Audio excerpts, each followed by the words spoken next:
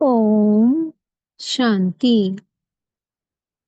आज 30 जनवरी 2025 के साकार मधुर महावाक्य हैं मधुबन से। आज मीठे बाप दादा जी ने कहा, मीठे बच्चे, इस पुरानी दुनिया में कोई भी सार नहीं है, इसलिए तुम्हें इससे दिल नहीं लगानी है। बाप की याद टूटी तो सजा खानी पड़ेगी।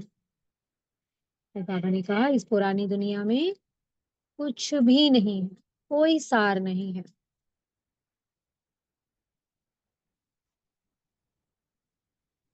प्रश्न है, बाप का मुख्य डायरेक्शन क्या है, उसका उल्लंघन क्यों होता है?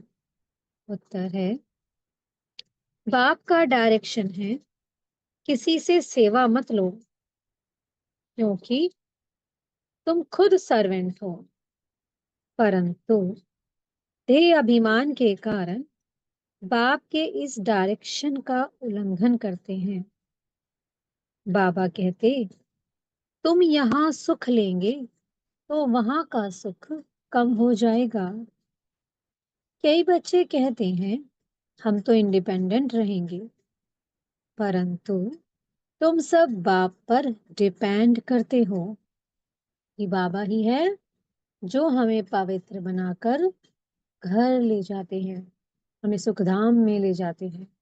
बाबा के बिना कोई भी नहीं ले जा सकता, इसलिए हम सब बच्चे बाबा पर डिपेंड हैं।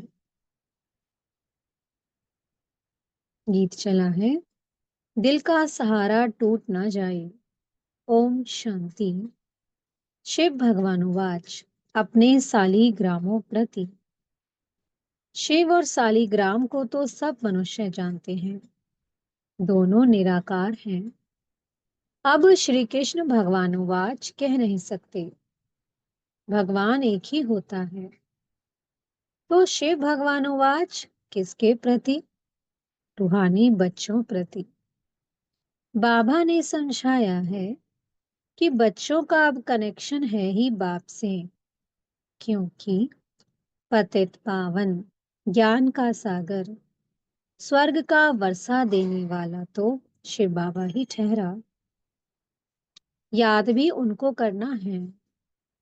ब्रह्मा है उनका भाग्यशाली रथ, रथ द्वारा ही बाप वर्षा देते हैं, क्योंकि निराकार है ना, तो वर्षा देने के लिए बाबा को रथ का आधार लेना होता है। ब्रह्मा वर्षा देने वाला नहीं है, वह तो लेने वाला है। तो बच्चों को अपने को आत्मा समझ बाप को याद करना है। मिसला समझो, रथ को कोई तकलीफ होती है। बाबा ने कहा, मिसाल समझो कि रथ को कोई तकलीफ होती है, वह कारणे अकारणे बच्चों की मुरली नहीं मिलती है, तो बच्चों का सारा अटेंशन जाता है शिव बाबा तरफ। वह तो कभी बीमार पड़ नहीं सकते। बच्चों को इतना ज्ञान मिला है, वह भी समझा सकते हैं। प्रदर्शनी में बच्चे कितना समझाते हैं, ज्ञान तो बच्चों में है ना। हर एक की बुद्धि में चित्रों का ज्ञान भरा हुआ है। बच्चों को कोई अटक नहीं रह सकती।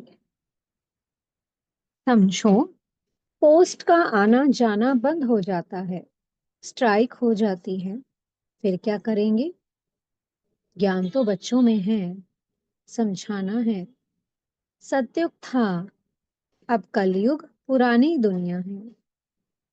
गीत में भी कहते हैं कि पुरानी दुनिया में कोई सार नहीं है, इनसे दिल नहीं लगानी है। ना पवित्रता है, ना सुख है, ना शांति है। सार नहीं है अर्थात ना पवित्रता, ना सुख, ना शांति। इसलिए बाबा ने कहा, इस पुरानी दुनिया से दिल नहीं लगानी है, इससे ममत्व छोड़ देना है, नहीं तो सजा मिल जाएगी। बाप की याद से सजाएं कटती जाएंगी।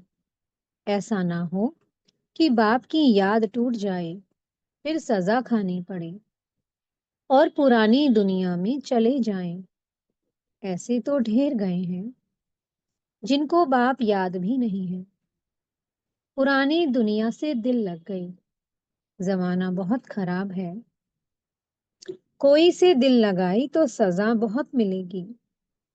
बच्चों को ज्ञान सुनना है, भक्ति मार्ग के गीत भी नहीं सुनने हैं। अभी तुम हो संगम पर, ज्ञान सागर बाप द्वारा तुमको संगम पर ही ज्ञान मिलता है। दुनिया में ये किसको पता नहीं है कि ज्ञान सागर एक ही है। वह जब ज्ञान देते हैं तब मनुष्यों की सद्गति होती है। सद्गति दाता एक ही है, फिर उनकी मत पर चलना है। माया छोड़ती कोई को भी नहीं है। देह अभिमान के बाद ही कोई ना कोई भूल होती है। कोई सेमी कामवश हो जाते हैं और कोई क्रोधवश हो जाते हैं। मनसा में तूफान बहुत आते हैं, प्यार करें ये करें। कोई के शरीर से दिल नहीं लगानी है।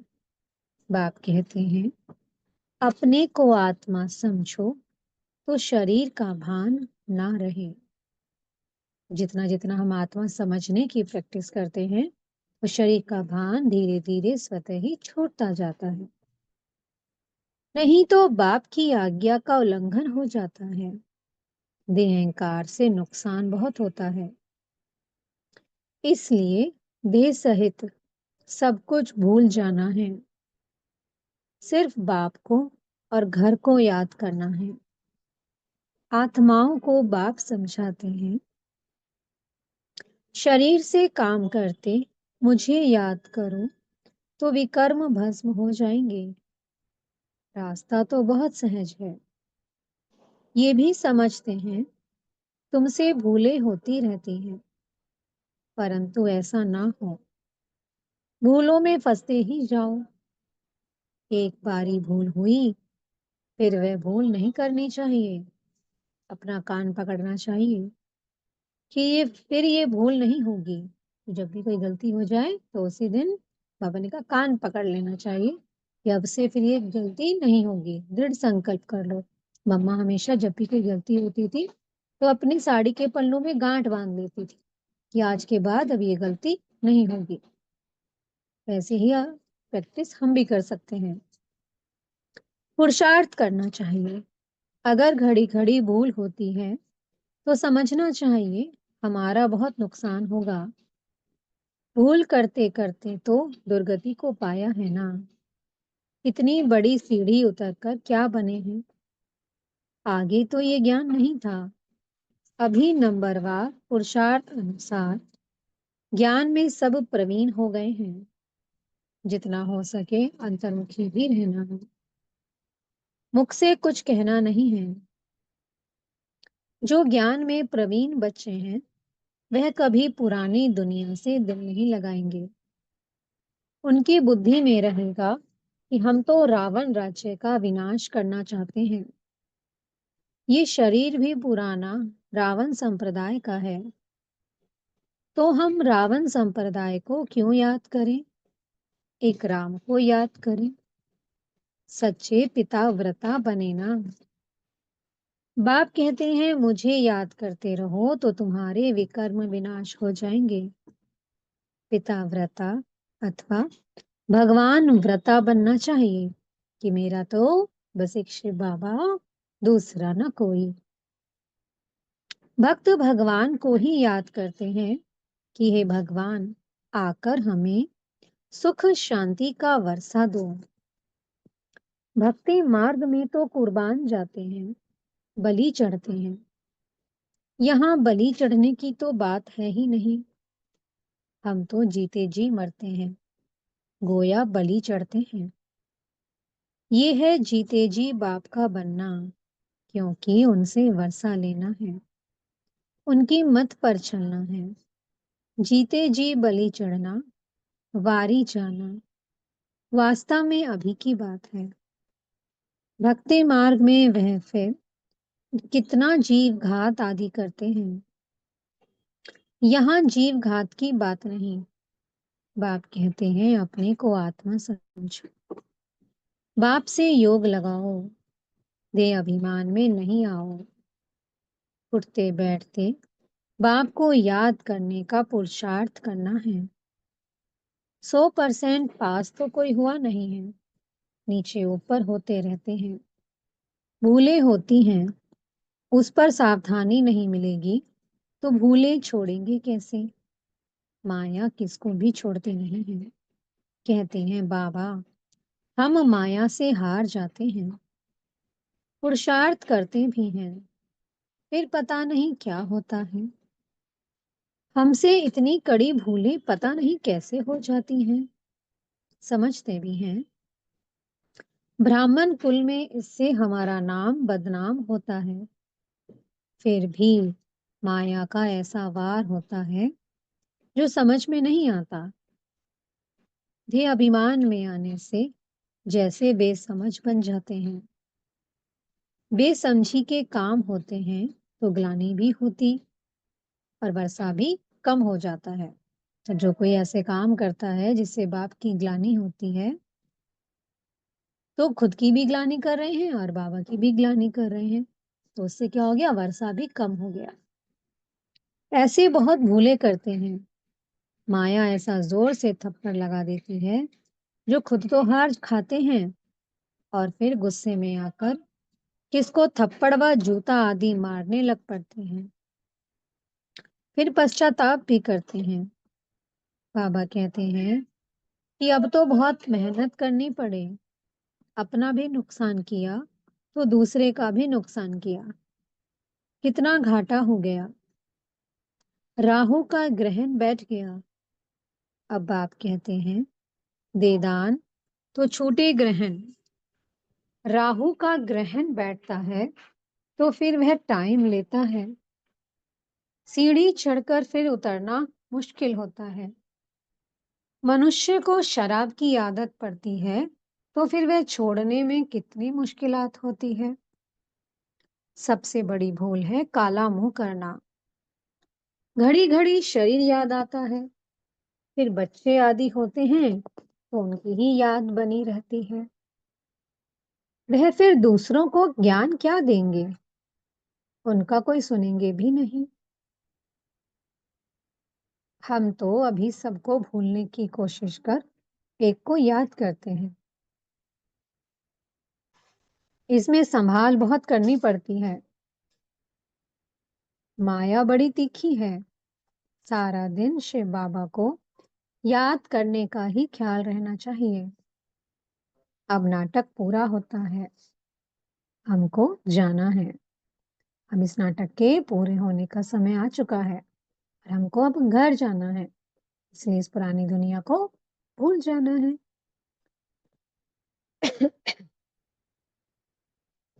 ये शरीर भी खत्म हो जाना है। जितना बाप को याद करेंगे तो देह अभिमान टूटता जाएगा और कोई की भी याद नहीं होगी। कितनी बड़ी मंजिल है। सिवाय एक बाप के और कोई के साथ दिल नहीं लगानी है, नहीं तो जरूर वह सामने आएंगे, वैर जरूर लेंगे। बहुत ऊंची मंजिल है। कहना तो बड़ा सहज है, लाखों में कोई एक दाना निकलता है। कोई स्कॉलरशिप भी लेते हैं ना, जो अच्छी मेहनत करेंगे जरूर स्कॉलरशिप लेंगे। साक्षी हो देखना है कैसे सर्विस करता हूँ। बहुत बच्चे चाहते हैं जिस्मानी सर्विस छोड़ इसमें लग जाएं, परंतु बाबा सरकमस्टांस भी देखते हैं। अकेला है, कोई संबंधी नहीं है तो हर्जा नहीं। फिर भी कहते हैं नौकरी भी करो और ये सेवा भी करो। नौकरी में भी बहुतों के साथ मुलाकात होगी। तुम बच्चों को ज्ञान तो बहुत मिला हुआ है। बच्चों द्वारा भी बाप बहुत सर्विस कराते रहते हैं। कोई में प्रवेश कर सर्विस करते हैं। सर्विस तो करनी ही है। जिनके माथे मामला वो कैसे नींद करें। शिव बाबा तो है ही जागती ज्योत। बाप कहते हैं मैं तो दिन रात सर्विस करता हूँ। थकता शरीर है, फिर आत्मा भी क्या करे? शरीर काम नहीं देता है। बाप तो अथक है ना, क्योंकि बाबा को तो शरीर है ही नहीं। वो है जागती ज्योत, सारी दुनिया को जगाते हैं।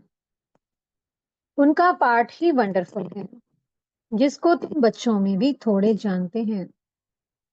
कालों का काल है बाप, उनकी आज्ञा नहीं मानेंगे तो धर्मराज से डंडा खाएंगे।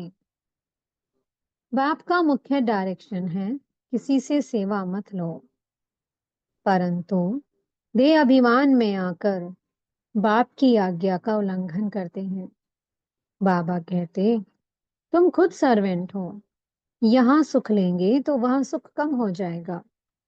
आदत पड़ जाती है तो सर्वेंट बिगड़ रह नहीं सकते हैं।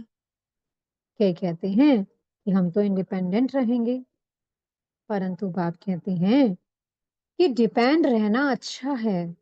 तुम सब बाप पर डिपेंड करते हो, इंडिपेंडेंट बनने से गिर पड़ते हो। तुम सब डिपेंड करते हो शिव बाबा पर, सारी दुनिया डिपेंड करती है। तब तो कहते हैं, हे पतित पावन आओ। उनसे ही सुख शांति मिलती है, परंतु समझते नहीं है। ये भक्ति मार्ग का समय भी पास करना ही है। जब रात पूरी होती है तब बाप आते हैं। एक सेकंड का भी फर्क नहीं पड़ सकता। बाप कहते हैं, मैं इस ड्रामा को जानने वाला हूँ। ड्रामा के आदि मध्य अंत को और कोई भी नहीं जानते। सत्युग से लेकर ये ज्ञान प्रायलोप है। अभी तुम रचयिता और रचना के आदि मध्य अंत को जानते हो। इसको ही ज्ञान कहा जाता है। तो सृष्टि चक्र को जानना ही क्या है? ज्ञान। बाकी सब है भक्ति। बाप को नॉलेजफुल कहते हैं। हमको ये नॉलेज मिल रही है। बच्चों को नशा भी होना चाहिए, परंतु ये भी समझते हैं कि राजधानी स्थापन होती है। कोई तो प्रजा में भी साधारण नौकर चाकर बनते हैं। जरा भी ज्ञान समझ में नहीं आता। वंडर है ना। ज्ञान तो बड़ा सहज है। 84 जन्मों का चक्कर अब पूरा हुआ है। अब जाना है अपने घर। हम ड्रामा के मुख्य एक्टर्स हैं। सारे ड्रामा को जान गए हैं। सारे ड्रामा में हीरो हीरोइन एक्टर हम हैं। कितना सहज है। परंतु तकदीर में नहीं है तो तदबीर भी क्या करें।